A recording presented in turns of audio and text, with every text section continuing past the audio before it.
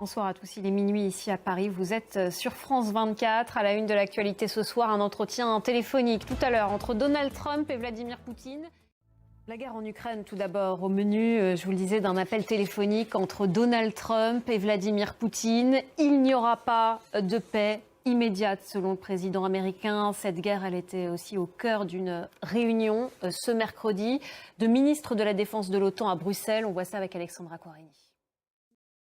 Autre conflit, la guerre à Gaza. Un nouveau projet de résolution sur Gaza était sur la table du Conseil de sécurité de l'ONU ce mercredi. En bref, en Inde, au moins 11 personnes ont été tuées et près de 50 autres blessées dans une bousculade à Bangalore.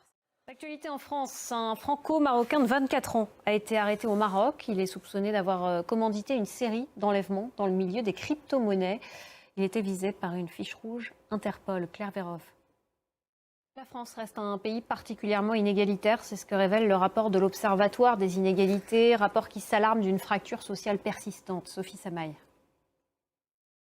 Du tennis, Loïs Boisson continue d'impressionner à Roland-Garros à l'issue d'un quart de finale renversant. La Française, 361e mondiale, a battu la numéro 6, Mira Andreeva. Elle se qualifie ainsi pour le dernier carré du tournoi et affrontera ce jeudi en demi-finale l'américaine Coco Gauff. Loïs Boisson, c'est la révélation française de Roland-Garros cette année. Avant le tournoi, la 361e joueuse au classement mondial était quasiment inconnue du public. Alors dans son club situé près de Lyon, eh bien, vous allez voir que c'était l'effervescence.